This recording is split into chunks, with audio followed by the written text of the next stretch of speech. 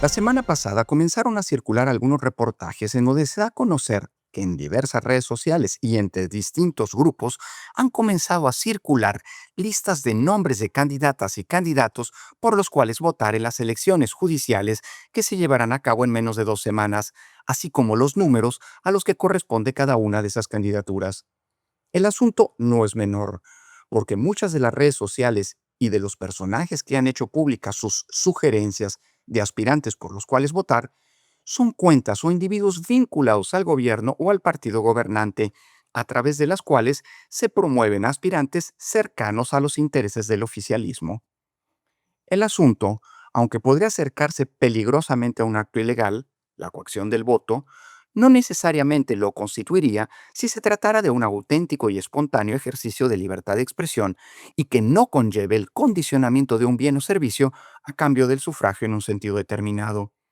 Sin embargo, en un país como el nuestro, en donde los programas sociales y apoyos del gobierno están tan difundidos, constituyen una política pública muy generalizada y hay evidencia de que han sido utilizados para condicionar el voto en el pasado, y además en el que tienen un gran peso las organizaciones corporativas, como los sindicatos o bien otro tipo de asociaciones que promueven y obtienen beneficios de diverso tipo.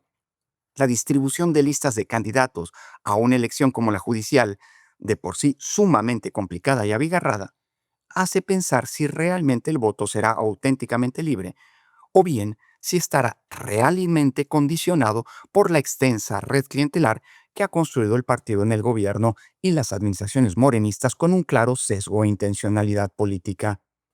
En cualquier otra circunstancia, que un partido promueva a sus candidatos no solo es normal, sino que esa es precisamente su función al ser los mismos partidos, como lo mandata la Constitución, los principales puentes institucionales entre la ciudadanía y los espacios de representación política. Pero en una elección atípica y absurda como la judicial, estos tienen prohibida toda participación para evitar, en principio, la politización de la justicia. Sin embargo, pedirle a un partido que, habiendo candidatos a cargos de representación pública, no hagan un llamado en favor de los aspirantes que mejor representan sus intereses o que más se acercan a sus posturas, es un absurdo. Por eso, en las democracias a los jueces no se les elige, y en donde ello ocurre es una situación excepcional, atípica y disfuncional con la lógica y funcionamiento de esa forma de gobierno. Por eso también es natural que las y los aspirantes a un cargo de judicial hayan estado haciendo campaña como ha ocurrido, presumiendo su vinculación con el partido gobernante, ya sea como militantes, diputadas o titulares de otros cargos políticos, partidistas o gubernamentales, o bien señalando su cercanía con los principios, eslóganes o lugares comunes distintivos del morenismo o de sus administraciones. Se trata de algo inevitable, y es precisamente por eso que la demencial reforma que quiso López Obrador y que aprobó de manera vertiginosa y mal hecha el morenismo era una mala idea. Pero no porque la inevitable politización de la justicia y de sus cargos era algo no querido, sino porque precisamente para eso se hizo esa reforma. En su carrera para reintroducir un régimen autoritario, el morenismo necesitaba deshacerse del poder judicial, que representaba el principal contrapeso que el diseño institucional le planteaba a su plan autocrático de concentración del poder. Y la mejor manera de subordinarlo a sus intereses era precisamente politizarlo, colonizándolo con jueces afines, con militantes de su causa y con personas que actúen como correas de transmisión de sus decisiones.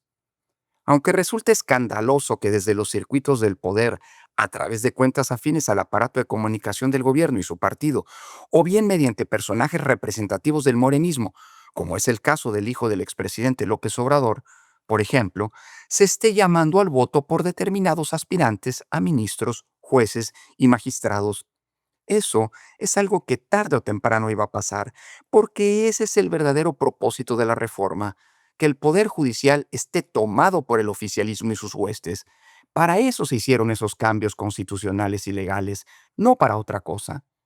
Quien se coma todavía el cuento de que lo que se pretende es que el pueblo decida quiénes son los mejores perfiles para impartir justicia, es que aún piensa, No únicamente que las y los ciudadanos de a pie conocemos con detalle cuáles son las funciones de los diferentes juzgadores, la diferencia entre las atribuciones y competencias entre un juez de distrito en materia administrativa, entre un magistrado especializado en competencia económica, entre un juez de lo familiar y un magistrado civil ordinario, entre un juez penal y un ministro de la Suprema Corte o un magistrado de disciplina,